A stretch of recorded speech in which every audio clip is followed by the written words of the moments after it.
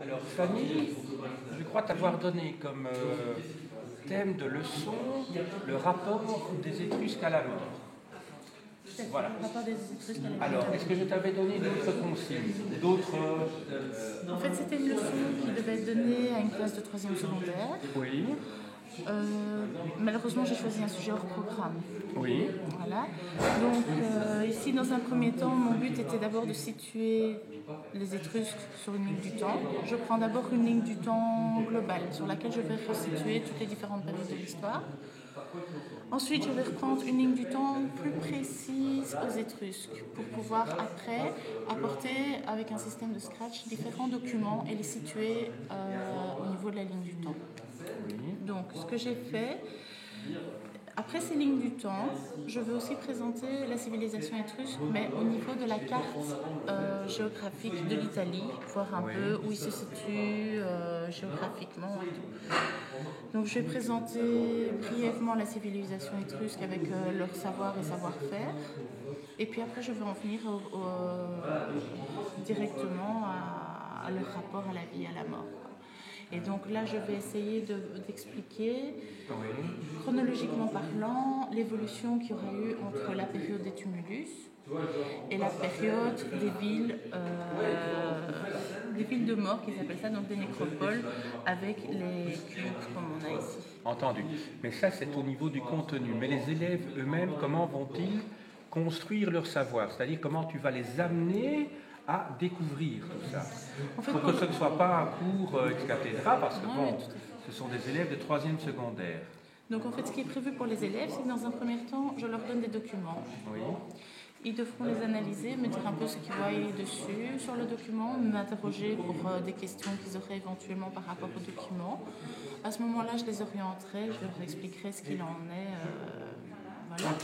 Et à partir du moment où le document est bien expliqué, je leur demanderai d'aller repositionner, donc comme je vous disais, sur la ligne du temps, ces documents, et comme ça pouvoir les situer et voir l'évolution par rapport à la très bien. Mais donc, en fait, ce qui est important, c'est que lorsqu'ils observent, dans un premier temps, ensuite, il faut prévoir dans un deuxième temps, qu'eux-mêmes déduisent un certain nombre d'éléments tirés des observations, de telle manière que l'observation ne soit pas réduite simplement à on regarde et on dit ce qu'on voit, mais qu'ils puissent utiliser le raisonnement pour essayer d'en tirer quelque chose qui sera synthétisé à un moment donné à la fin de la leçon. Mais c'est important qu'ils ne fassent pas qu'observer, mais qu'ils déduisent également un certain nombre d'informations à partir des observations. Entendu ? Alors, as-tu des questions particulières à me poser qui seraient liées à des problèmes que dans l'état actuel de ta préparation? Et disons que suite à notre discussion tout à l'heure, je me retrouve un peu perdue dans la façon d'élaborer justement cette présentation face aux élèves, leur intervention à eux par rapport à ces documents. Donc moi je crois que dans un ordre, donc, dans ta préparation de leçon, tu as présenté les choses comme ceci. Tu indiques donc d'abord le nom de l'élève, la classe, etc. sur ta feuille de préparation. Ensuite tu indiques ton sujet, tu indiques quels sont les objectifs en termes de compétences et en termes de savoir. Autrement dit, quel est le message en termes d'information que tu veux leur faire passer, ce que tu voudrais qu'ils sachent à la fin de la leçon, et d'autre part, ce que tu voudrais leur faire faire sur le plan intellectuel qui les rende par définition intelligents. Alors, comment les rendre intelligents? Un, en observant, deux, en déduisant. Il y a déjà deux éléments. Alors, tu fais intervenir également une ligne du temps, tu fais intervenir également une carte qui se trouve en introduction. Donc c'est à toi maintenant, je ne vais pas te donner la solution parce que je ne suis pas là pour ça, mais à partir de tous ces ingrédients, situés sur une ligne du temps, localisés dans l'espace, analyser des documents, reprendre tous ces éléments-là de telle manière que eux, à la fin de ces 20 minutes, 30 minutes, ils en gardent quelque chose qui sera utile à leur formation d'être humain. Donc il faut que tu réfléchisses un petit peu à ça, mais toujours dans une perspective de longue durée. Maintenant, j'avais encore Ce ne soit pas simplement du bourrage de crâne qui leur permettrait de réussir question pour un champion, mais qu'il sort plus intelligent une demi-heure après qu'une demi-heure au début de la leçon, un petit peu plus intelligent. Voilà. Maintenant, j'avais une autre question, c'était de savoir à la fin du cours, est-ce que je leur donne un support, un récapitulatif, un genre de résumé par rapport à ce qui a été dit? Ça peut être ton choix. À partir de la 3e secondaire, ils doivent être capables de synthétiser eux-mêmes, ce qui n'est pas le cas pour les 2 premières années du secondaire. Avant la dernière enquête, l'enquête numéro 9, en 2e année du secondaire, on ne synthétise pas. Eux-mêmes n'ont pas encore, théoriquement, pour une grande partie de la classe, en tout cas, l'esprit de synthèse. Et l'esprit formel n'intervient vraiment qu'à partir de 14 ans, 14 ans, je dirais, quand ils rentrent en 3e. Ça va? Voilà, merci beaucoup. Ça va, mais merci à vous. Voilà, donc comme vous avez pu le constater, j'ai placé au tableau différentes lignes du temps. Donc ici, vous avez d'abord une ligne du temps générale sur laquelle je vous présente un peu le temps et la période qu'occupe la civilisation étrusque sur les 5000 ans qui nous préoccupent ici. Donc en fait, vous avez Jésus-Christ qui se situe ici. Et on peut dire que plus ou moins à partir de 90 avant Jésus-Christ jusqu'à plus ou moins 800 avant Jésus-Christ, la civilisation étrusque était existante. Maintenant, sur l'autre ligne du temps, vous avez, là, je cible plus cette ligne du temps sur la période étrusque et les grands moments qui sont passés pour cette civilisation. Donc on peut voir qu'en jaune, vous avez les siècles d'or pour les Étrusques. Donc ce sont vraiment les périodes où la civilisation étrusque va se développer.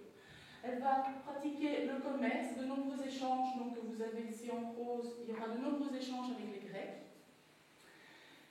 En vert, on constate qu'il y a les Étrusques, 4 rois étrusques ont gouverné Rome, dont un pour lequel on dira que son règne est hypothétique, parce qu'on parle de 2 ans, 3 ans, donc on n'est pas sûr qu'il ait vraiment fini.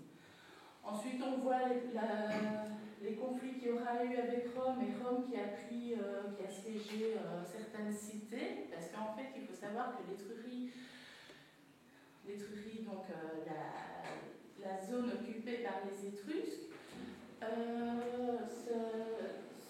c'est plus des cités. On ne peut pas parler d'unité pour les Étrusques. Les Étrusques vivent en cité.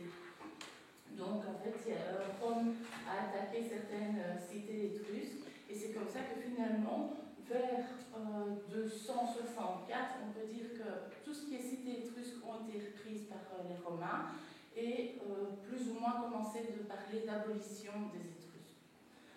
Bon, maintenant, sur le 3e panneau, vous avez la situation géographique. Donc là, vous avez la situation au niveau temporel. Maintenant, au niveau géographique. Donc, les Étrusques vivent dans une zone appelée Étrurie. L'Étrurie s'étend au sud, limitée par le Tibre au sud, par l'Arno au nord. L'Étrurie s'étend au-delà du Tibre, donc on prendra les Apennins, qui est une région montagneuse, pour délimiter à l'est, et à l'ouest, vous avez la mer Tyrrhénienne qui délimite. Voilà. Donc maintenant, les Étrusques occupent et dominent pendant un bon moment tout ce qui est Rome, tout ce qui est l'Italie, pas spécialement Rome, toute l'Italie.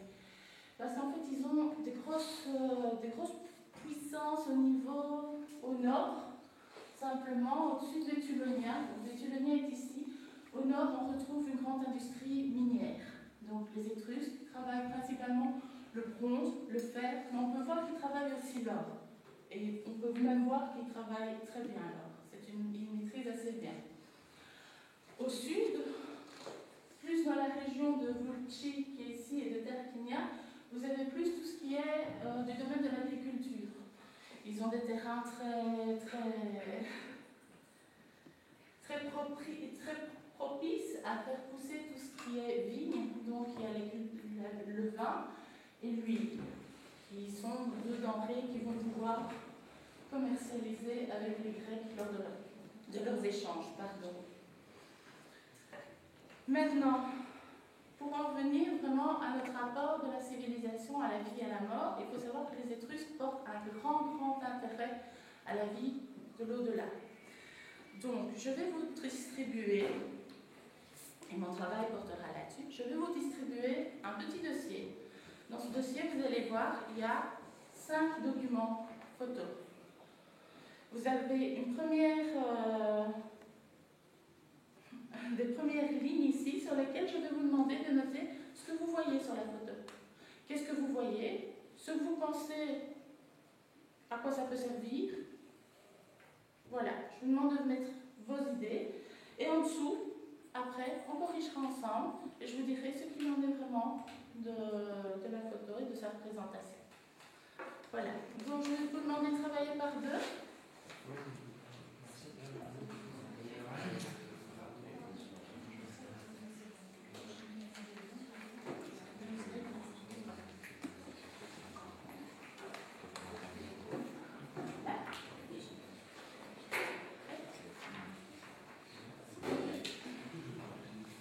Donc je vais vous laisser, je ne vais pas vous laisser énormément de temps, je vous laisse quelque chose comme 5-10 minutes et je vais passer entre les documents une idée sur la première photo qu'on a, donc il s'agit bien de celle-ci. Hein. Voilà. Donc, là, il s'agit donc le tout, j'aurais dit un cimetière. C'est-tu Un cimetière. Oui. Et le mode, ce serait de sorte de tombeau, des claveaux familiaux. Voilà. Donc en fait, il s'agit bien d'un cimetière plus communément appelé nécropole. Il s'agit de la nécropole de Banditachia, excusez-moi pour la prononciation, qui se trouve non loin de Cerveteri, qui est ici, dans le sud de l'Étrurie. Alors il faut savoir que ces nécropoles, que celle-là en particulier, compte plus d'1 millier de tombes, disposées sur un plan quasi urbain, avec des rues, des places et parfois même des quartiers. Donc, les bosses, comme vous pouvez les voir, sont en fait des tumuli. Je dis tumuli parce qu'ils sont pluriels, autrement, il sera l'unité, ce sera un tumulus. Ça va pour l'orthographe ou il faut le noter? Donc, pour apporter un petit complément d'information, en grec, nécropole, nécros, mort, polis, cité, donc la cité des morts. Ça va pour les notes? Nous passons au second document. Qui peut me donner son opinion sur le sujet? Dis-moi. Moi, c'était une sculpture, probablement d'un humain, ou peut-être un dieu, mais on pensait plutôt à un roi. Il ne s'agit pas du tout. C'est bien une sculpture, tout à fait. Maintenant, cette sculpture, d'après vous, a-t-elle une fonction? Religieux. Représentation du défunt. C'est, oui, tout à fait, la représentation du défunt. En fait, il s'agit d'une urne cinéraire, vase canope. Et si vous regardez bien sur l'image, vous voyez que son visage, en fait, peut être amovible et que c'est par là qu'on déposait les cendres à l'intérieur du vase.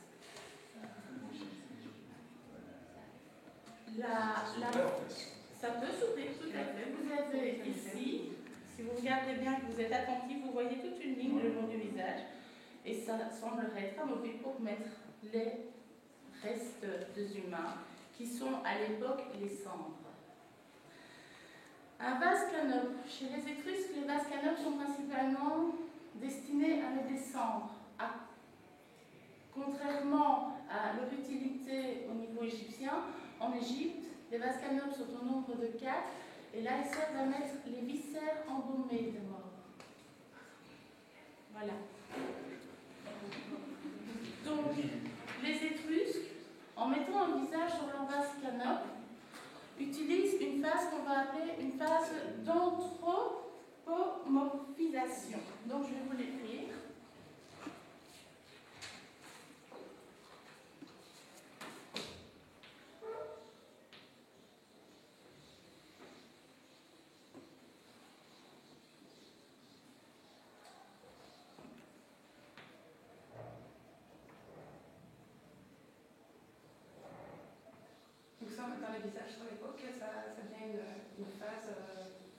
C'est la phase qui s'appelle comme ça, à partir du moment où ils mettent sur les vases cadeaux le visage du défunt.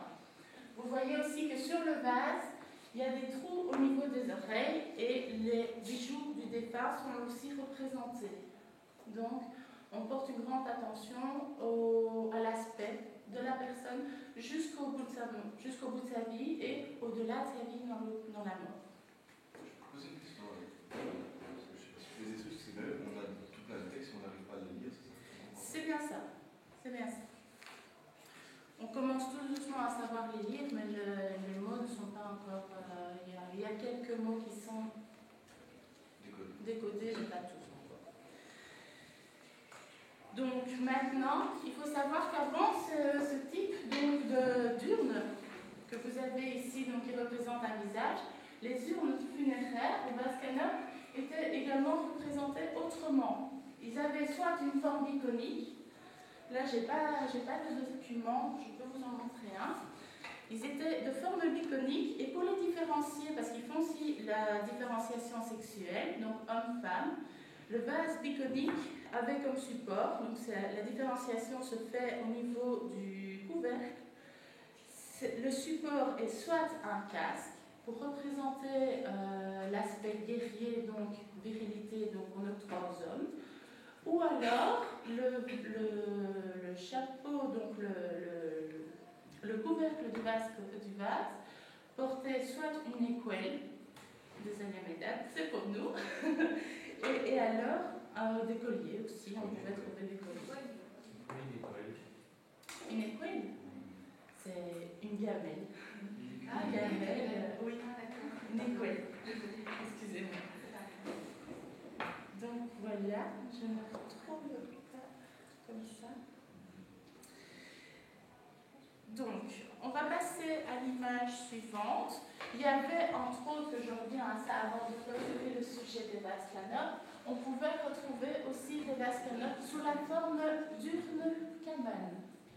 C'est des urnes qui ont été très intéressantes pour tout ce qui était archéologie, parce que pour les Étrusques, on a retrouvé énormément au niveau des cimetières et tout, mais de leur vécu en tant que vivants, on n'a pas grand-chose. Donc, comme les urnes cabanes ici présentes, elles remontent quand même bien comment était la structure de la maison, vu qu'ils essayent de faire vraiment une relation entre la vie et la mort pour le défunt puisse avoir une véritable représentation de son vécu. Donc, on va passer à la prochaine photo. Donc, non, pas toucher le français, c'est gentil. Oui. Nous, on a mis en gros, c'est une peinture qui se trouve dans un temple ou dans une habitation, mais de riche. C'est une fresque, tout à fait, qui se trouve non pas dans un temple, mais dans une tombe. Et cette tombe s'appelle la tombe des augures. On peut dater la fresque à 530 avant Jésus-Christ. Et la tombe des augures se trouve à Tarquinia, ici.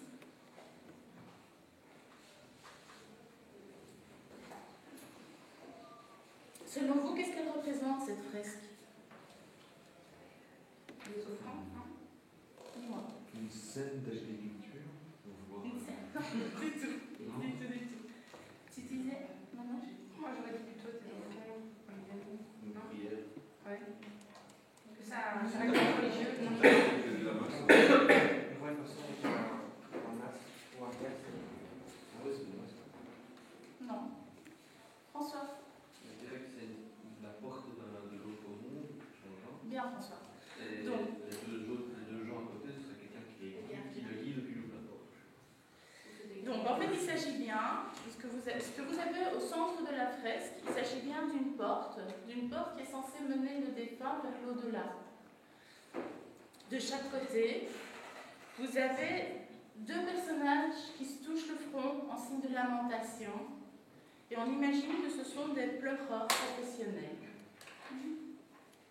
Cette tombe a été appelée la tombe des augures, car on a imaginé au départ sur une autre fresque de la tombe, il y avait un personnage bien particulier, et on a pensé qu'il s'agissait d'un augure. L'augure, pour eux, c'est l'expert officiel en représentation, en interprétation des signes célestes. Donc, il se base par exemple sur le vol des oiseaux.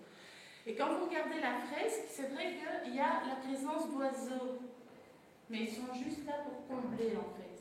Le personnage en question qui a prêté le nom à la tombe n'était en rien un augure. Voilà. On peut peut-être passer à la page suivante.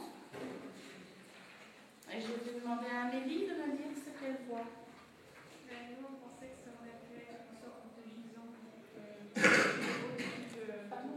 On pensait que ça aurait pu être une sorte de gisant, donc les statues au-dessus de la tombe. Oui. Quelqu'un autre chose ? Non, on pensait que ça représentait un couple royal. Un couple royal, ça représente un couple pas nécessairement royal. François ?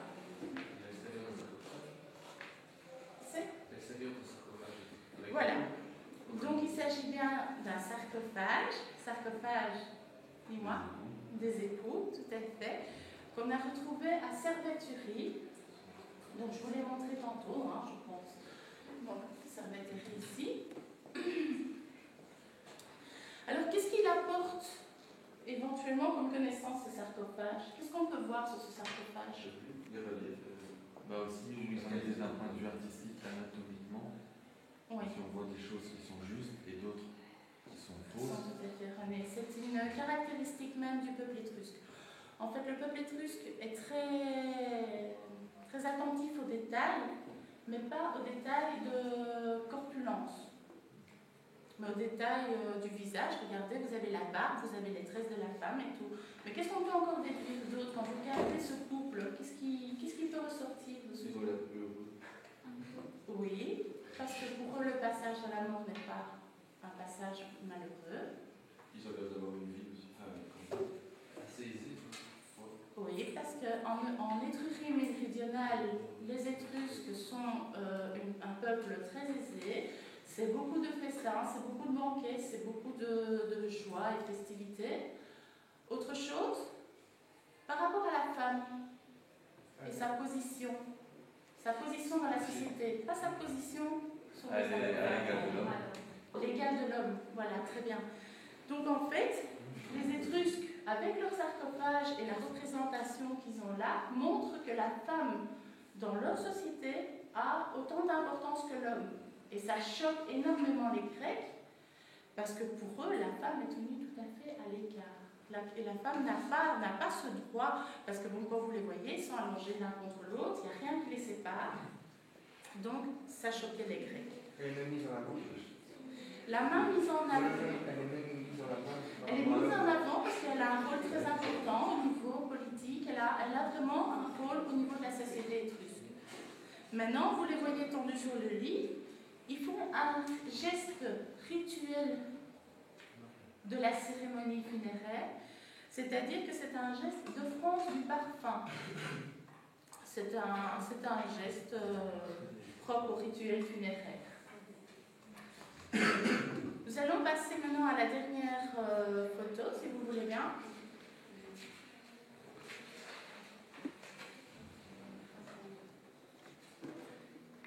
J'attends des propositions. À Tumulus, non, ce n'est pas un Tumulus. Non. Comment ça? Non. En fait, il s'agit de l'évolution. Au début, vous aviez les tumulus. Donc, vous vous rappelez les fameuses montagnes qu'on avait, qui étaient de terre, et qui pouvaient pour certains atteindre jusqu'à 50 mètres de diamètre. Donc, c'est quand même imposant. Ensuite, vous avez eu, je ne sais pas si tout le monde voit, vous avez eu les tombes quadrangulaires. Ce sont des petits dés, enfin petits, ça reste superficiel. Ce sont des dés qui permettent une meilleure organisation, je vais vous faire passer, qui permettent une meilleure organisation des cimetières. Vous savez que quelque chose de carré va mieux se mettre, va s'aligner, se ranger. Donc, il y a cela. C'est toujours creusé dans la terre. Ces tons-ci, parce qu'il s'agit toujours bien de tons, sont des tons en surface. Donc on voit vraiment qu'il y a une évolution. Voilà. À mon niveau, j'ai fini. J'espère que la leçon vous aura plu. Alors merci à Fanny. Alors je vais reprendre les critères traditionnels, hein, donc le contenu, la méthodologie, les aspects pédagogiques, le matériel utilisé et l'expression. Alors je commence tout d'abord par le contenu.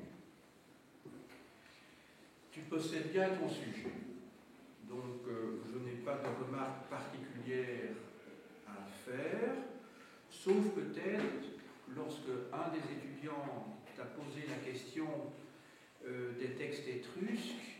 Il faut savoir que l'étrusque se lit sans problème. Le problème, c'est qu'on a très peu de textes, et non pas beaucoup, comme tu le disais. C'est-à-dire que les textes que l'on a sont très répétitifs, puisqu'il s'agit essentiellement de quelques phrases qui sont en fait des éloges funèbres que l'on trouve sur des stèles. Mais on n'a pratiquement rien sur leur vie quotidienne. Donc, on a des documents, mais ils sont peu nombreux quant à sur le plan qualitatif. C'est-à-dire qu'il n'y a pas grand-chose, c'est toujours les mêmes messages que l'on a. Donc on a une connaissance de leur lexique, mais qui est lexique très réduit. Ce sont toujours les mêmes mots qui apparaissent sur les stèles. Bon. Mais à part ça, je n'ai rien à dire. Alors sur le plan de la méthode maintenant, tu donnes aux étudiants, aux élèves plutôt, une ligne du temps, une carte. Je crois qu'il est essentiel toujours de placer le sujet dont on traite d'un point de vue spatio-temporel. Ça me semble tout à fait élémentaire, c'est très bien fait, on voit que les documents sont soignés. Les commentaires que tu fais à côté des documents, ils te sont destinés, parce que tu te rends bien compte qu'ils ne peuvent pas être lus par les élèves. C'est écrit en trop petits caractères, donc c'est un memento, un aide-mémoire pour toi.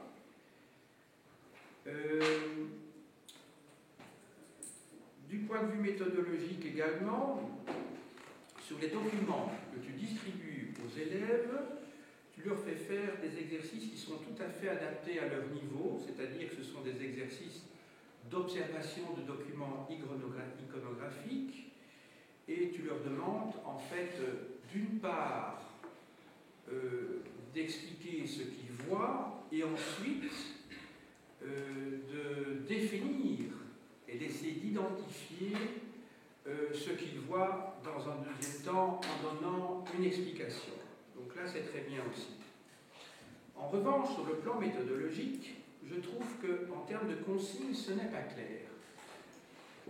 Tu leur dis effectivement de préciser ce qu'ils voient et ensuite d'en déduire quelque chose, mais par rapport aux documents, aux feuilles élèves, qui se présentent donc de cette façon-ci, tu n'indiques pas ce qu'ils doivent écrire, parce que tu n'écris pas au tableau et tu ne leur dictes pas la bonne réponse finalement. Donc ils doivent noter au vol, et là tu surestimes tout à fait leur capacité. C'est-à-dire que ce que tu fais, c'est très bien au niveau de la méthode, c'est-à-dire observer le document et en déduire quelque chose, mais en revanche, par rapport à des élèves du cycle inférieur, il faut absolument soit noter au tableau les bonnes réponses, parce qu'ils ont sans doute écrit au crayon. L'idéal, c'est qu'ils écrivent d'abord au crayon ce qu'ils voient, et puis juste en dessous, à l'encre, la bonne réponse. Et ensuite, pour la partie inférieure, la même chose pour la déduction. Or, tu les laisses à eux-mêmes de telle manière que, à la fin de l'exercice, imagine pour des élèves qui ont moins de 14 ans ici, qui ont 15 ans, 14 ans, je crois, puisque c'est des élèves de 3e, ils retournent chez eux. Ils doivent étudier pour éventuellement faire un test ou un contrôle. Tu n'as pas pu vérifier si ce qu'ils ont écrit est bon, d'autant plus que tu n'as pas mis la bonne réponse. Tu comprends? Il faut soit leur douter, soit mettre au tableau. Et ça, c'est quand même très important. Pensez toujours à la trace qui va être gardée par les élèves. D'autant plus que c'est un moyen également pour des parents consciencieux de voir ce qu'ils font en classe, et éventuellement pour ta direction, pour l'inspection, de voir concrètement ce que tu leur as appris. Alors, ça c'est, disons, la remarque majeure que je ferai pour ta leçon, la remarque majeure. Sur le plan pédagogique, tu tiens compte du niveau des élèves, donc là je crois qu'il n'y a rien à dire, sauf que tu peux peut-être pousser un petit peu les choses, parce qu'ils sont en troisième, ils sont pas en première, en deuxième, mais enfin, il n'y a pas de problème, pour moi ça passe encore. En ce qui concerne les documents, j'ai déjà dit qu'ils étaient soignés, utilise systématiquement la baguette pour leur montrer des choses, puisque tu en as eu. Hein, ça t'évite de te mettre toi-même devant les documents. Donc là, je crois que c'est un outil qu'il faut pouvoir utiliser. Alors tu écris un mot tableau qui est anthropomorphisation, qui est pas un mot évident à dire, mais ils vont l'écrire où dans leur cahier? Parce que tout mot nouveau doit apparaître, parce que sinon ils ne vont pas le retenir. Ça c'est sûr, tu leur demandes même 1 heure après d'écrire le mot, il y aura 36 fautes dedans, ça c'est sûr, et en plus ça de le définir, là il n'en restera rien. Donc il faut toujours une trace au tableau, parce que sinon ça risque d'être un savoir mort. D'après moi ça ne risque pas, c'est certain, sauf un élève qui éventuellement voudrait faire s'intéresse à l'étymologie, mais il ne faut pas se faire trop d'illusions à ce sujet-là. Enfin, en ce qui concerne l'expression, tu t'exprimes relativement bien. Donc je n'ai pas de remarques particulières à formuler à ce sujet-là. On sent que tu es stressé, ne fût-ce que dans ton essoufflement constant et à la couleur de ta peau sur ton visage. Donc, mais ça s'apprend et avec le temps, ça disparaîtra. Enfin, dans ta préparation, j'ai lu ce que tu avais indiqué pour les sources.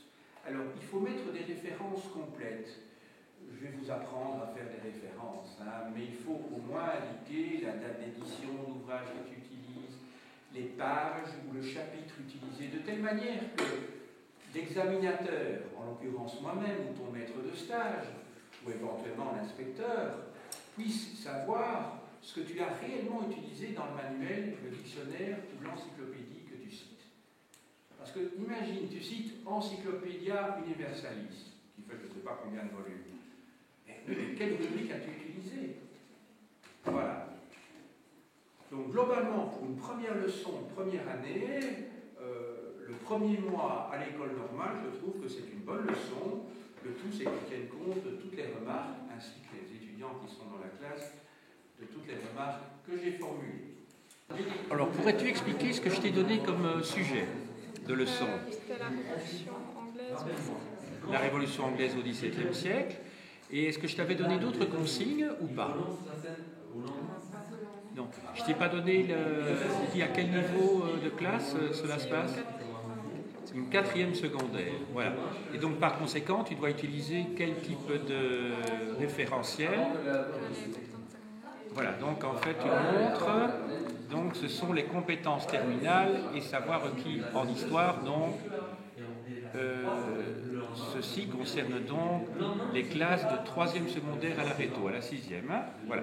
Alors comment as-tu procédé jusqu'à présent? Dans l'ordre, hein, essaye de faire ça dans l'ordre. Oui.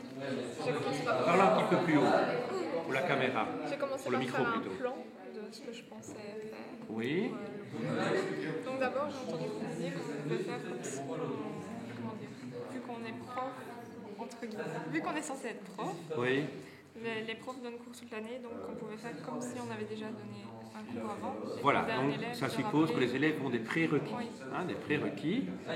Donc Oui. je demanderai à un élève de me rappeler, entre guillemets, ce qu'il a vu juste avant, et je dirai à l'élève ce qu'il doit dire. Oui. Alors ensuite, deuxième étape. J'enchaînerai sur continuer un peu la matière jusqu'à arriver à la Révolution anglaise. Oui, donc il y aurait une partie qui serait plutôt expositive, Oui. si je comprends bien. Un petit peu au début. Et ensuite, pour les amener en fait sur la déclaration de droits. Sur la déclaration des droits, donc un texte qui date de 1689. Oui.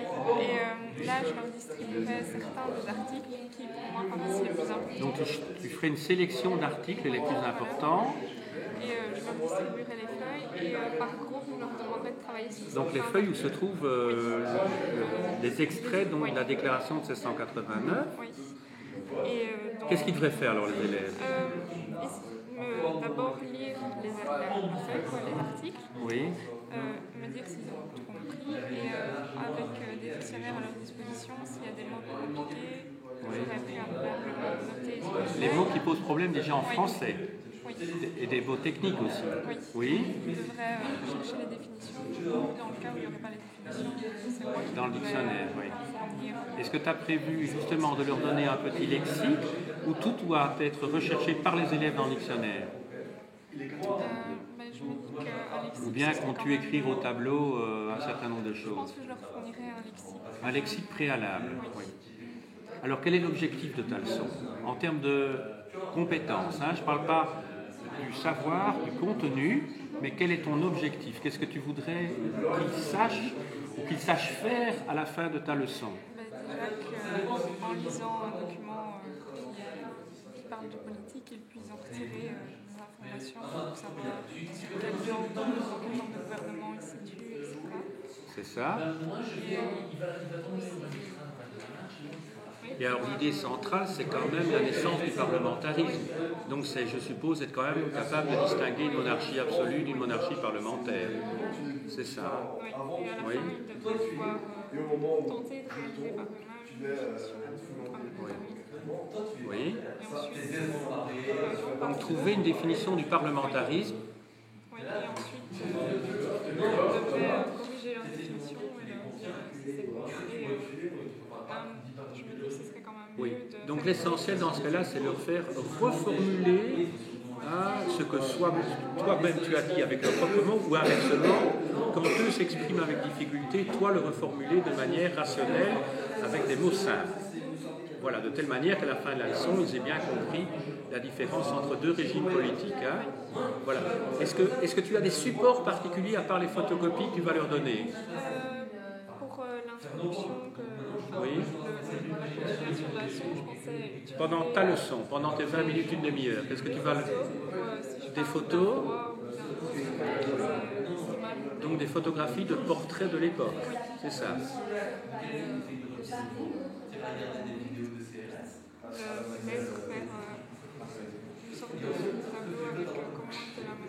Parle un petit peu plus haut, parce que je crois que ça ne passera pas dans le micro si tu continues à parler aussi bas. Et aussi faire comme une sorte de tableau récapitulatif. Un tableau, voilà. Voilà. Donc je crois qu'il faut un tableau récapitulatif en 2 colonnes, hein. Ça me paraît impératif. Et par rapport au parlementarisme, oui. On voit bien la différence. Entendu. Merci. Aujourd'hui, nous avons continué le cours que nous avions commencé la semaine passée. Est-ce que quelqu'un pourrait me dire ce que nous avions vu? Fanny, par exemple? Nous avions vu que le XVIIe siècle en Angleterre avait été assez mouvementé. Vous nous aviez dit que Oliver Cromwell et ses partisans, les puritains, avaient pris le pouvoir alors que Charles Ier était roi d'Angleterre et que Cromwell avait créé un parlement. À cette époque, fermeture des peuples le dimanche et retour des Juifs en Angleterre. Oui, c'est exact. Donc ensuite, à la mort d'Oliver Cromwell en 1658, c'est son fils Richard qui va prendre le pouvoir en Angleterre avant d'abdiquer un an après et de laisser la place à Charles II, que voici.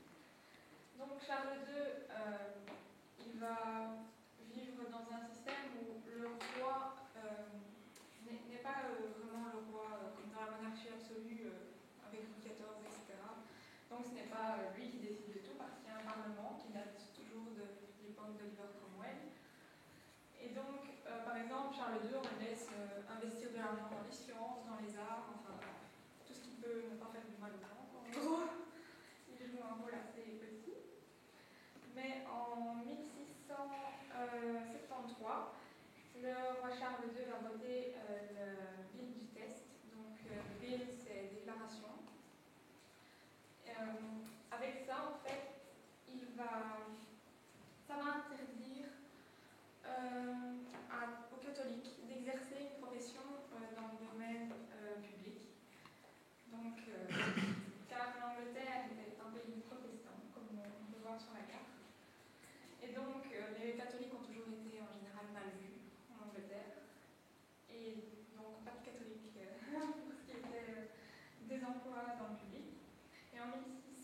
59, il va voter l'habeas corpus. Est-ce que quelqu'un fait du latin ici? Oui? Qu'est-ce que ça veut dire? Je ne sais pas. Non, donc l'habeas corpus, ça écrit. Enfin, vous l'avez sur la feuille, mais...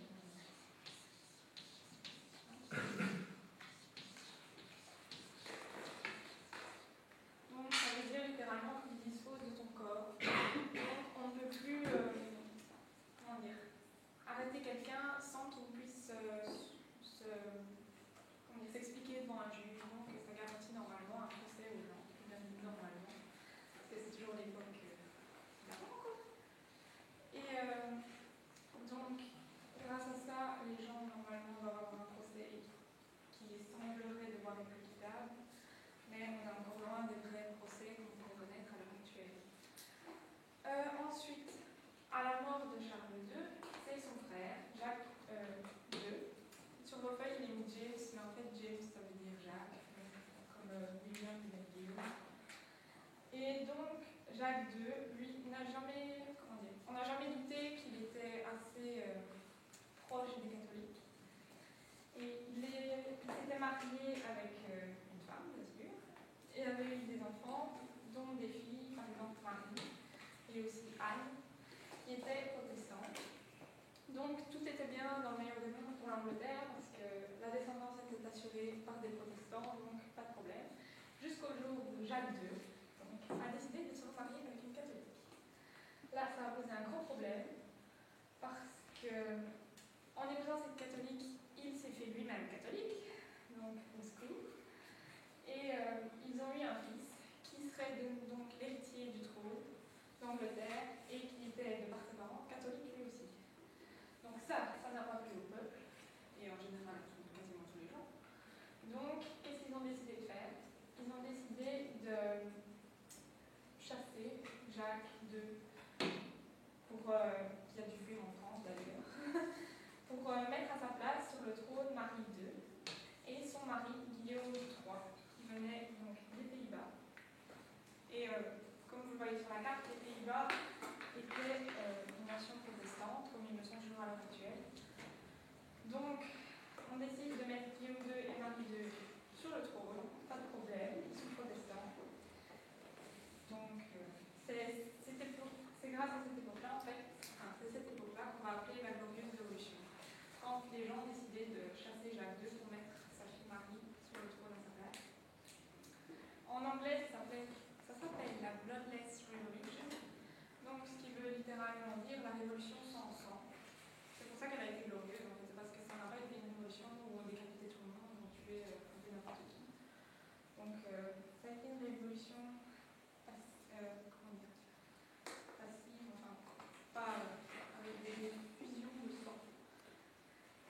Donc, après, en 1689, quand Guillaume et Marie montent sur le trône, Guillaume II va devoir signer la déclaration de droit. Cette déclaration, donc, elle reprend divers articles qui vont être le début pour l'Angleterre de... Comment dire? C'est le premier pas que l'Angleterre va faire vers une démocratie. Donc, avec ces articles-là, il y a certains droits qui sont garantis, on parle du fonctionnement du Parlement, etc. Et ça, on va le voir plus en détail maintenant. Sur votre troisième feuille, il y a les articles, enfin certains articles, ils ne sont pas tous. Donc, vous allez devoir lire ces articles. Et ensuite, il faudra que vous puissiez les classer dans le tableau qui se trouve juste en dessous, selon s'ils concernent les droits et les libertés accordées au peuple, ou alors s'ils concernent le fonctionnement du Parlement. Est-ce que quelqu'un veut bien lire l'introduction? On parle de l'ordre. Marie. D'accord,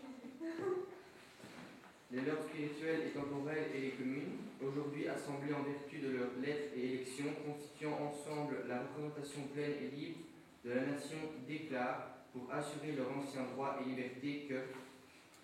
Donc, ça c'est l'introduction. S'il y a un problème de vocabulaire, vous avez un lexique qui est joint juste après. Les mots les plus Donc les ordres spirituels, normalement, ça doit faire penser à tout ce qui est spiritualité, etc., donc Dieu. Donc ce sont tous les hauts dignitaires du clergé anglican. Et les lords temporels, eh bien, ce sont les autres lords, donc les nobles en Angleterre, qui soit se passent leur titre de père en fils, ou soit sont anonymes eux-mêmes, mais pas leur descendance. Donc j'aimerais bien que vous lisiez un peu les articles. Si vous voulez, par exemple, vous pouvez le faire, c'est encore plus simple, et que vous les classiez, et ensuite on corrigera pour voir si c'est bon ou pas. Nous allons corriger l'exercice. Quelqu'un peut lire l'article 1. Le prétendu pouvoir de l'autorité royale de suspendre les lois ou l'exécution des lois sans le consentement du Parlement est illégal. Moi, je vis dans droit et liberté pour le peuple. Qui est d'accord ou ne serait pas d'accord? Pas d'accord. Allez-y, expliquez pourquoi. Parce que c'est le pouvoir qui appartient au Parlement et non pas au niveau royal, l'autorité royale. Voilà, ça concerne comment le Parlement fonctionne. François, tu peux. Le prétendu pouvoir de l'autorité royale est de dispenser des lois ou de l'exécution des lois comme il a été usurpé et exercé par le passé est illégal. Moi j'ai mis ça dans le fonctionnement du Parlement. Qui pense qu'il a bon?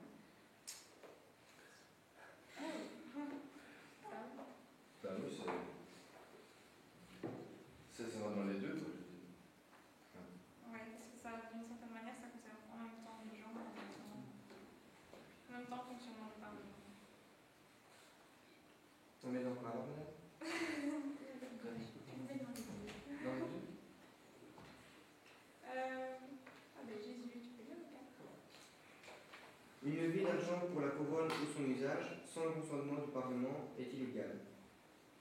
Moi j'ai mis dans le fonctionnement du Parlement. Tu es d'accord? Exactement. Oui.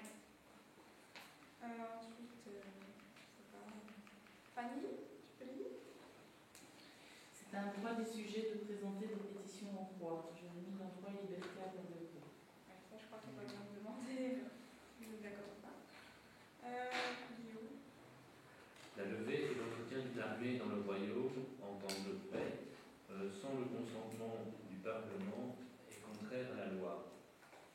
Moi j'ai mis dans le fonctionnement du Parlement. Oui, c'est bon. Ensuite, Julie, tu peux lire? Les élections des membres du Parlement doivent être libres. J'ai mis ça dans droit et liberté. Ouais, là, moi, je mettrais que ça va dans les deux encore en même temps, parce que ça concerne le fonctionnement du Parlement, mais en même temps, ce sont les gens qui votent. Et Antoine, le dernier. Ni la liberté de la parole, ni celle des débats ou de procédures dans le sein du Parlement ne peuvent être entravées. Je dirais qu'éventuellement on peut le mettre dans les deux, puisqu'il parle la liberté de parole et ni les débats. Ouais, mais non, c'est comme Mais c'est surtout un rapport au Parlement. Merde, c'est pas juste jusqu'au bout. Mais ça va tout à fait tort dans ce que tu dis. Maintenant, si vous tournez les pages, vous allez voir qu'il y a un endroit où le parlementarisme suit. Donc, je vais vous demander, à l'aide de ce qu'on vient de lire par rapport à l'article, si vous pouvez faire une définition de ce qui est pour vous le parlementarisme. Ça, on va le faire ensemble. Donc, d'après vous, le parlementarisme, qu'est-ce que c'est? Oui, un régime politique. Différent de la monarchie absolue. Oui, tout à fait. Donc c'est pas le roi qui décide, mais plus les gens qui ont des conseils.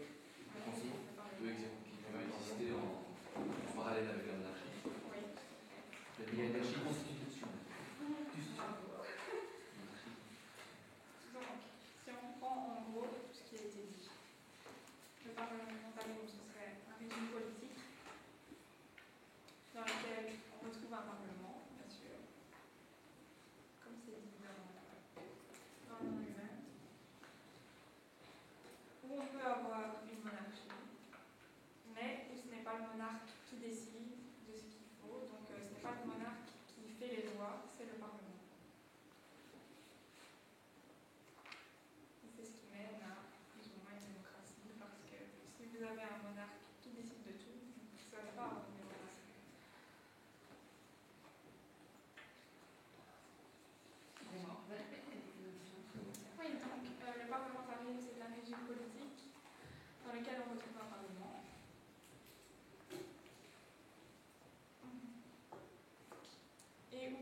également retrouver un monarque.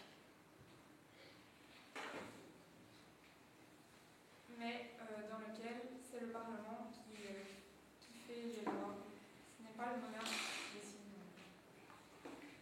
Il n'est pas seul.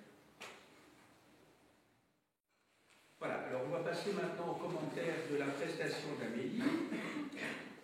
Leçon qui portait donc sur la Révolution anglaise au XVIIe siècle. Donc je relis les principales remarques que j'ai pu noter, et à nouveau, je le répète, il s'agit de conseils, et certainement pas comment dirais-je, il ne s'agit pas de stigmatiser ce que tu as fait. C'est donc dans un premier temps, je trouve que c'est tout à fait honorable. Hein. Alors, j'ai pu voir ta préparation, j'ai vu que tu l'as fait de manière très sérieuse en indiquant les objectifs que tu visais en termes de compétences, tes sources d'informations sont mentionnées, les différentes séquences, donc là c'est tout à fait correct. Tu as répondu donc à ce que j'avais demandé en introduction. Maintenant, sur le plan du contenu, ça valait peut-être la peine de dire que les Pays-Bas à l'époque s'appelaient les Provinces-Unies. Pourquoi? Pour éviter justement une ambiguïté, puisque la Belgique, à cette époque-là, s'appelle les Pays-Bas. Donc c'est simplement pour éviter. Donc le souci n'est pas d'être précis par rapport à ces Provinces-Unies, c'est essentiellement pour éviter une ambiguïté. Donc il faut que les élèves apprennent que de la fin, en tout cas du XVe siècle jusqu'à la fin du XVIIIe siècle, la Belgique s'appelle les Pays-Bas. Hein, donc Pays-Bas espagnols, puis Pays-Bas autrichiens. Alors, peut-être dans la formulation également de ton exercice, toujours un problème de contenu, hein, je viendrai sur les aspects méthodologiques, pédagogiques, juste après. Tu parles des droits qui sont accordés au peuple, dans la mesure où c'est une révolution qui vient, peut-être pas vraiment du peuple, mais enfin que c'est une révolution parlementaire, ça valait peut-être mieux de dire le droit que la nation s'accorde par l'intermédiaire du Parlement, parce que si tu dis les droits accordés au peuple, ça suppose encore que c'est un système élitiste où tout vient d'en haut. Donc moi j'aurais dit plutôt les droits que la nation s'accorde, par l'intermédiaire du Parlement bien sûr, qui représente cette même nation. Alors, d'un point de vue maintenant méthodologique, tes exercices sont présentés d'une manière claire, c'est-à-dire que les consignes ne laissent planer aucune ambiguïté et par conséquent, il suffit de les suivre. Les élèves qui se trouvent dans la classe ne se trouvent pas devant une difficulté par rapport à l'énoncé de la question posée. Donc rien à dire, c'est déjà pas mal, hein, être capable de formuler des consignes clairement. En revanche, d'un point de vue méthodologique, moi, je crois que j'aurais quand même fait un petit arbre généalogique, parce que les choses telles qu'elles sont présentées ici, c'est très bien d'être concret avec les élèves. Hein. C'est une leçon qui est censée être donnée en 3e, si mes souvenirs sont bons, ou en 4e, voilà. Hein. Alors c'est très bien, comme ça ils peuvent visualiser, ce n'est pas des noms ou des concepts éthérés, philosophiques, non, ils voient que concrètement ce sont des gens. Moi j'aurais fait un petit arbre généalogique qui aurait pu être fait très très rapidement, tu sais. Bon, simplement indiquer, tout ceci se passe au XVIIe siècle, donc je ne vais pas indiquer les dates des règnes, hein, ça ne paraît pas nécessaire d'encombrer, comment dirais-je, la tête des élèves avec tout ça. Mais simplement, rapidement, indiquer qu'il y a Jacques Ier, juste en dessous, donc Charles Ier, même si il n'en est pas question dans la leçon, c'est simplement pour les situer dans le temps. Alors, Charles Ier, vous savez peut-être que c'est celui qui a été décapité en 1649. Alors, il y a ici un intervalle républicain où se situe Olivier Cromwell, au milieu du siècle, au milieu du XVIIe siècle, et puis alors vient Charles II, après cet intermède, qui a pour frère Jacques II, Jacques II lui-même ayant plusieurs enfants. Hein. La première, c'est évidemment cette Marie II qui va épouser Guillaume III. Alors c'est le stadtholder des Provinces-Unies qui en fait a pour numéro ici 3, mais c'est 3 en tant que roi d'Angleterre. Hein. Guillaume Ier, c'est le fameux Guillaume le Conquérant qui va justement le roi Harold à la bataille d'Hastings en 1066. Donc elle épouse le stadtholder des Provinces-Unies.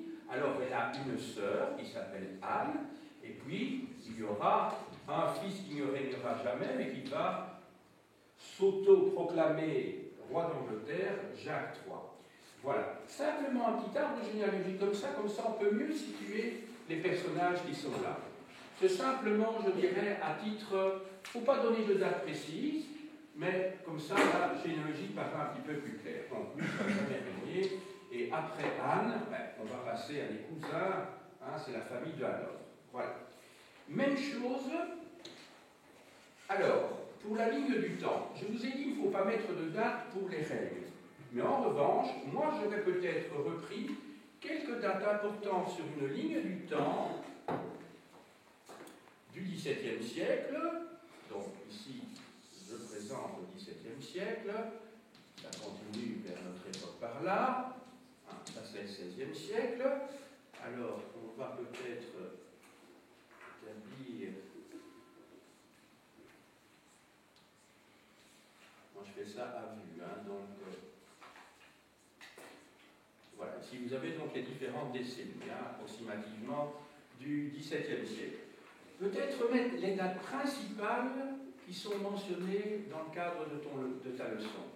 Donc ici, on est 1650. Donc moi je mettrais ici, donc si je calcule bien, au moins 1673, c'est ce que je teste, 73. Voilà. Mettre ici la fameuse glorieuse révolution de 1689, 2 ou 3 dates comme ça qui permettent d'avoir des jalons et de nouveau permettre aux élèves de concrétiser ce dont tu es en train de parler et qui apparaît donc dans les textes préalables à l'exercice. Voilà. Donc, il y a peut-être encore 2 ou 3 autres dates que tu cites, mais citer les principales. Il ne faut pas qu'il y en ait plus de 3 ou 4, hein, parce que sinon ça encombre leur cerveau, et de toute façon ça ne répond pas à l'exercice qui va suivre. Donc c'est uniquement en fonction de l'exercice qui suit. Ensuite, j'aurais peut-être, ce sont des petits péchés très secondaires, hein, donc il ne faut pas prendre ça comme, il ne faut pas grossir mon propos. J'aurais peut-être, dans les feuilles que tu as distribuées aux élèves, unifié les noms. Il y a certains noms qui sont mis en français, d'autres noms qui sont mis en anglais. Alors, soit tu mets tout en français, soit tu mets tout en anglais. Moi, je crois que le plus simple, c'est de mettre tout en français, hein, parce que tu mets James, hein, tu te souviens, sur la première feuille, tu mets James, donc là, c'est Jacques, hein, mais ailleurs, tu mets des noms en français, tu mets Charles Ier, tu mets Guillaume III, tu mets Marie, et là tu les mets en français. Donc il faut unifier. Il faut toujours le faire le plus simplement possible, c'est-à-dire le mettre en français. D'autre part, qu'est-ce que j'ai encore noté? Voilà, alors maintenant, d'un point de vue pédagogique, maintenant, c'est très bien d'avoir fait une synthèse à la fin. Je crois qu'il faut toujours conclure une leçon, et c'est de résumer l'objectif en termes de contenu de la leçon, qui est de leur expliquer ce que c'est que finalement le parlementarisme, qu'est-ce que c'est que le système parlementaire, et dans quelle mesure le système parlementaire se distingue d'une monarchie absolue. C'est ça, au fond, en termes de savoir, ce que vous voulez faire passer, outre les savoir-faire qui apparaissent dans l'exercice. Donc ça, c'est très bien. Ensuite, tu sollicites tous les élèves. Tu ne t'attaches pas simplement à la première rangée ou à ceux du fond, non. Tous ceux qui voulaient intervenir ont pu répondre. Tu n'as pas pris systématiquement le, entre guillemets, meilleur élève, ou au contraire, le bouc émissaire qui, systématiquement, hein, parce que peut-être il bouge un peu plus que les autres ou paraît discret, hein, doit subir toutes les questions. Donc tous les élèves ont été convoqués pour répondre. Donc ça, c'est très bien également. En ce qui concerne l'expression, maintenant, veille à t'imposer davantage en parlant plus haut. Quand on est devant, on a l'impression qu'on parle haut, mais en fait, on ne parle pas très haut. Donc vous devez tous vous efforcer à parler vraiment très haut, de telle manière que tout le monde, c'est pas qu'ils ne sont pas capables de t'entendre, je suis certain que tout le monde t'a entendu, mais c'est parce que quand tu dois donner cours pendant 1 heure, il faut que constamment ils soient sollicités. Il ne faut pas oublier qu'ils ont parfois 7 heures de cours par jour.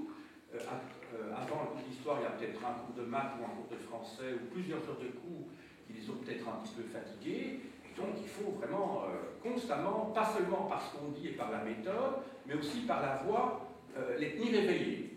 Là-bas, c'est un petit truc. D'autre part, oui, là c'est un petit problème d'expression, puis tu cherchais tes mots à un moment donné quand tu as parlé de révolution glorieuse, c'est-à-dire c'est la révolution sans sang. Tu as tout à fait raison, hein, c'est bootless, j'ai rien à dire.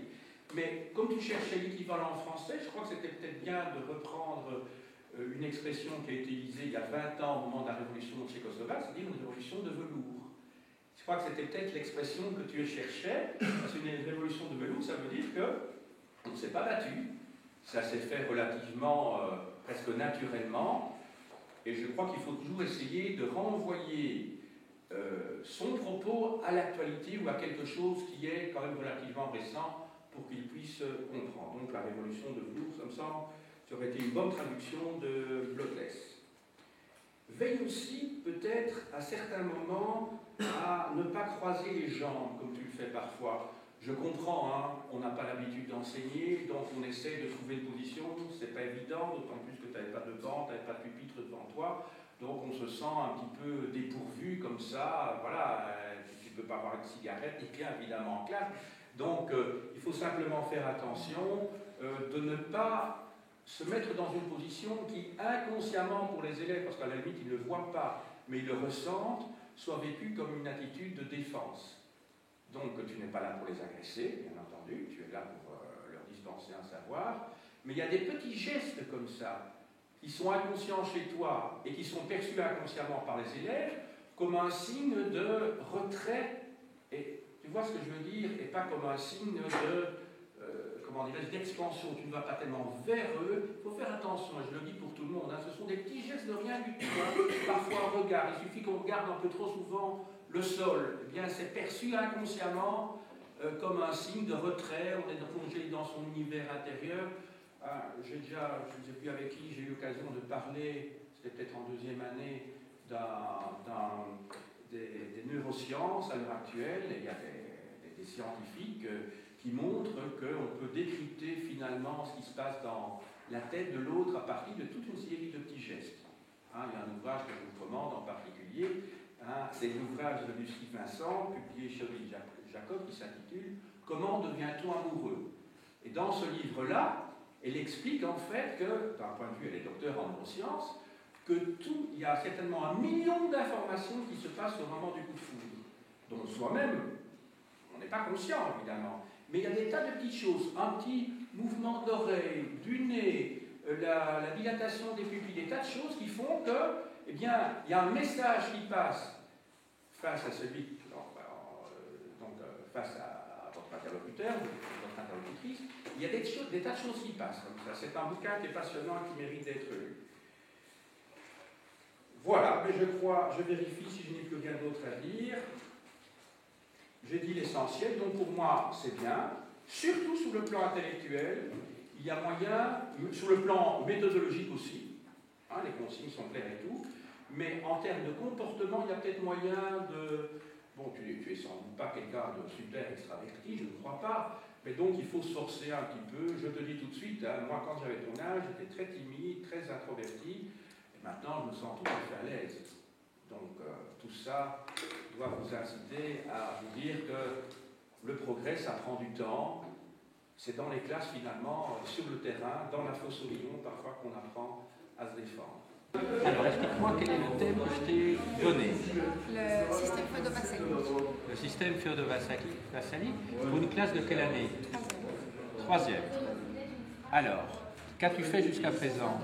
Mais jusqu'à présent, en fait, j'ai été voir dans mon programme, voir quel point je pouvais le développer plus par rapport aux compétences que j'avais sur le système féodal-vassalique, parce qu'il y a un nombre de compétences, la société féodale. Parle un peu plus haut. Hein. Oui.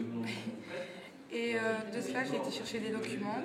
Oui. Après, je vous ai demandé ce que je pouvais faire, et là, ce que je devais prendre exactement comme feuille. Oui. Là, vous m'avez dit que je devais faire le nombre d'élèves, les objectifs, le donc matériel. une feuille de préparation, voilà. En indiquant donc les objectifs en termes de compétences, voilà. Tes sources d'information, etc. Oui. Bon, là, j'ai fait la répartition du temps, mais voilà. Avant ça, j'ai choisi, parce que le système féodal-vassalique, c'est assez vague, et pour 30 minutes, bon, je ne savais pas développer tout ce que je voulais. Oui. Donc moi, j'ai essentiellement pris le rituel vassalique. Donc quand il y a la cérémonie d'hommage, l'investiture. Voilà, j'ai vraiment pris la cérémonie d'investiture et je vais faire comme si j'avais déjà donné cours théorique. Donc, voilà, donc tu as des prérequis. Voilà, donc j'ai demandé à une de mes amies qu'elle fasse l'élève, à qui je poserai la question, qu'elle explique un peu donc, ce que c'est le serment et les devoirs que le vassal et les suzerains ont l'un envers l'autre. Oui. Et je vais donner un texte qu'ils vont devoir lire. Et après avoir lu le texte, donc je reste 5 minutes pour la lecture du texte, 5 bonnes minutes. On met en commun, donc ils me disent ce qui ressort, donc la manière dont l'investiture est faite. Parce que dans la théorie, la fois d'avant, je fais comme si c'était purement de la théorie, donc j'explique surtout ce que ça représente, mais pas de la manière dont c'est fait. Donc c'est vraiment le texte, le document qu'ils vont avoir, qui explique comment c'est fait, les phrases qui sont dites, la manière dont ils sont positionnés, tout ça. Après ça, je choisis 2 élèves au choix et je leur fais représenter textuellement, physiquement, la cérémonie d'investiture. Sur l'estrade. Oui, sur l'estrade. Donc il y aura un suzerain et un vassal. Voilà, je prends 2 au choix dans la classe. Et quels sont tes objectifs? Pourrais-tu au fond donner les objectifs que tu as notés là sur... tu peux peut-être tourner l'ordinateur, comme ça on voit un petit peu ce que tu étais en train de préparer. Hein? Voilà. Donc tu as indiqué les objectifs, tu peux les lire? Voilà, les objectifs, donc j'ai pris analyser les principaux éléments d'une situation historique à partir de documents donnés. Donc ça c'est le premier document que je donne. Un document écrit? Oui. Un document écrit. Puis après c'est mettre en scène une situation historique, donc c'est à ce moment-là que je leur demande de venir sur l'estrade et de jouer au vassal et au suzerain. Oui. Pour ceci, à partir du texte qu'ils auront vu. Oui. Donc à partir du texte, on discutera 5 petites minutes pour voir comment ils voient la chose, comment eux l'imaginent un petit peu. C'est ça. Puis j'en choisis 2 au choix qui viendront eux le faire physiquement devant tout le monde. Oui. Pour que les élèves visualisent bien ce que ça représente. Donc pas vraiment ce que ça comportait. Et puis à la fin, c'est comparer. Donc ma 3e compétence, c'est comparer une situation historique du passé avec une situation du présent.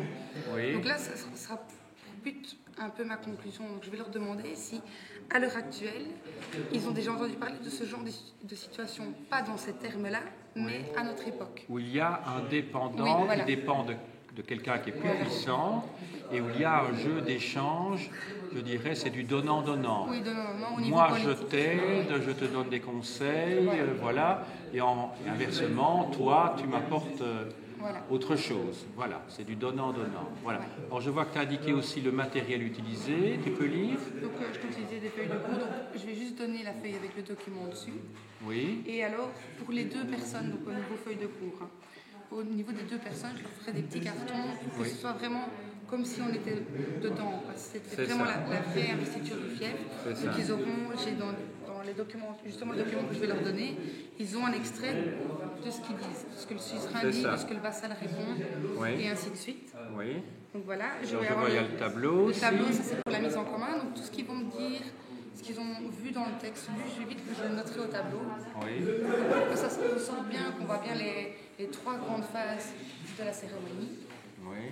Et donc, ce qu'eux ont vu en lisant le texte, ce qu'eux voient, ce qu'eux imaginent comme cérémonie. Et enfin, oui, tu as la feuille brune, ça fait partie de la matérialisation de l'investiture du fief. La note de terre. Voilà. Ok, et puis tu étais en train de répartir le temps, puisque je vous ai donné entre 20 minutes et une demi-heure. Oui.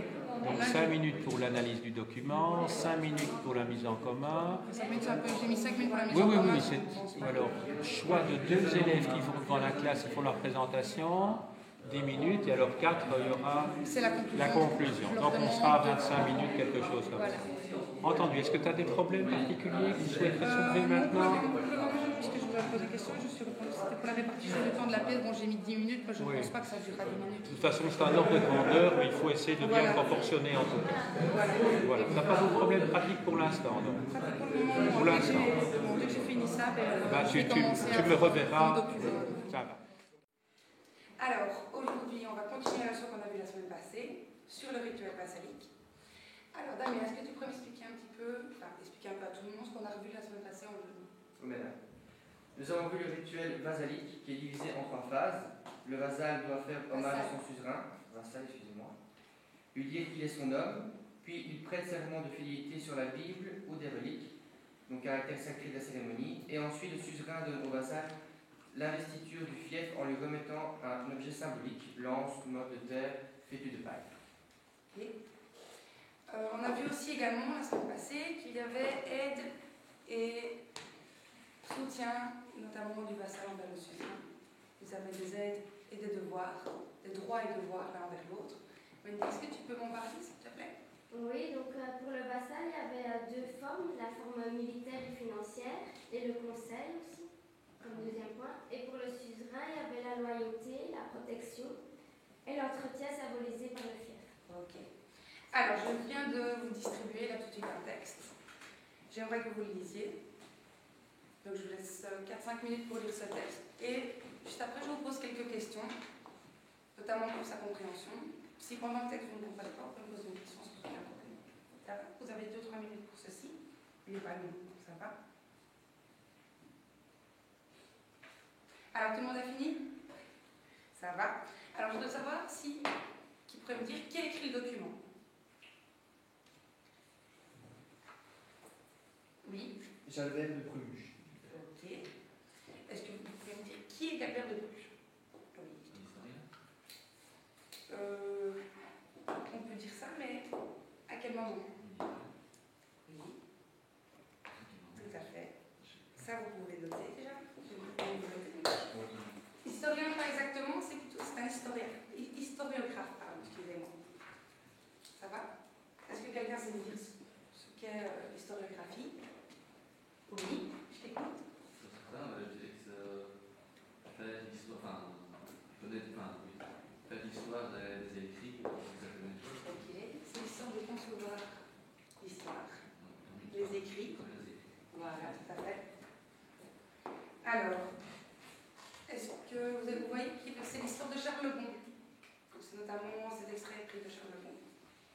Est-ce que cela a une importance dans ce que nous voyons maintenant? Et le fait de savoir qu'il y a quelqu'un de plus. Vous pouvez me dire l'importance qu'ils ont ou s'ils ne s'en ont pas? S'ils n'en ont pas. Oui.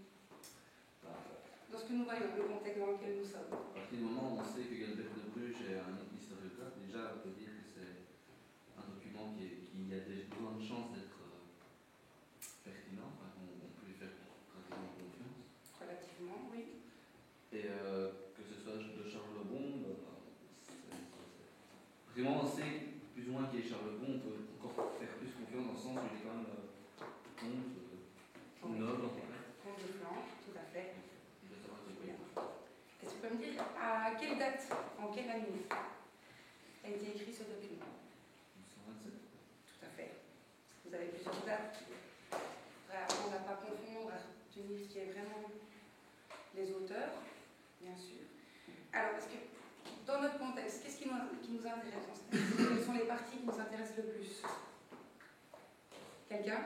Autre que François? Oui, Fanny? La prestation de serment. Tout à fait. Autre chose?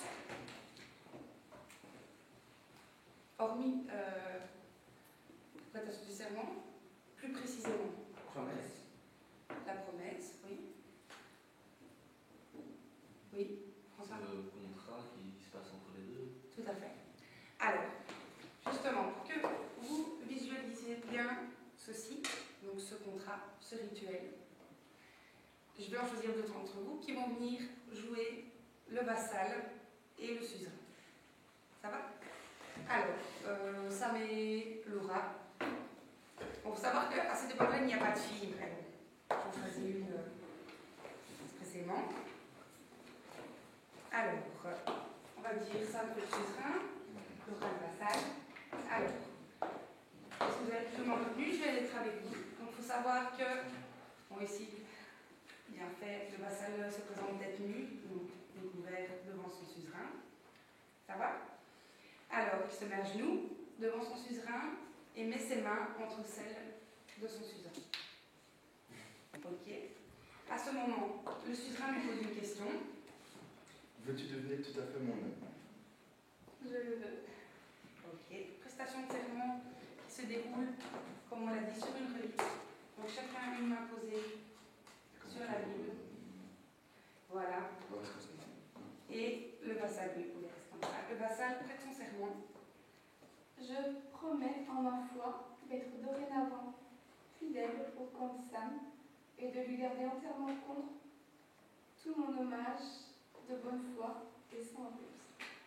Ok. Pour symboliser ce serment, donc le vassal est relevé par son suzerain. Voilà, il y a le baiser de paix qui se déroule. De quoi? Le baiser de paix. On va. Vous en passez. Voilà. Merci. Et l'investiture du fief. Donc, pour symboliser voilà, la mode de paix. Voilà. Merci beaucoup. Merci beaucoup en tout cas pour cette prestation. On peut les applaudir un petit peu. Bien. Alors, j'aimerais savoir maintenant si vous voyez plus ou moins cette situation, elle est symbolique. Donc, la revoir telle qu'elle, c'est pratiquement impossible de la voir telle qu'elle. Personne n'a joué le debout. L'avez-vous déjà entendu parler entendu parler de ce genre de situation à l'heure actuelle? Fanny. La prestation de serment des ministres par rapport à leurs fonctions futures. Tout à fait.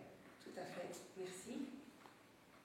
Je t'écoute, Guillaume. Lors d'un mariage, on prête un serment d'assistance mutuelle entre les époux. Oui, tout à fait. C'est exactement la même chose. Quelqu'un d'autre? Vas-y, François. Dans le monde du travail. Dans le monde du travail. L'employeur qui passe contrat. Le contrat de travail. Le contrat de travail avec l'employeur. Tout à fait, oui. L'employeur remplit certains devoirs dans son travail. L'employeur donne le salaire. Et l'employé. Voilà. On peut dire que le salaire est plus ou moins représentatif du fief. On peut dire que c'est un peu la même chose, tout à fait. D'autres solutions? Oui. Enfin, moi je pense que simplement ce qui engage deux personnes, quand il y a des moments où on s'engage deux personnes, soit un mariage ou justement un contrat, ben, il y a une relation entre les deux personnes. Et ça... Oui. Mais alors, qu'elle soit fort proche de ce qu'on a vu, il faudrait qu'il y ait des droits et devoirs. Donc l'un envers l'autre, les personnes doivent se rendre quelque chose. Ça va? Oui. Dans l'armée d'aujourd'hui aussi, de prêter serment. Oui. Tandis que le pays s'engage à donner une pension. Tout à fait. Mais aussi un peu en contexte historique, d'autres contrats ou des contrats vassaliques. Avec le pape? Le pape, oui, tout à fait. En effet. D'autres? Non? Alors, qu'on voit encore aujourd'hui, qui est en fait pratiquement pareil aussi que le contrat de mariage. Non? La profession de foi. Ok, les personnes qui servent dans les églises sont obligées de faire leur profession de foi et leur serment de fidélité à l'église lors des offices, et qui vont interpréter des gestes et participer aux offices. Ils doivent faire ce serment. Ça va? Alors maintenant, il y a des questions par rapport à... Alors vous avez bien compris comment se passait le rituel vassalique. Par rapport à l'actualité, ça va? C'est clair? Madame. Oui? Et bien, merci beaucoup.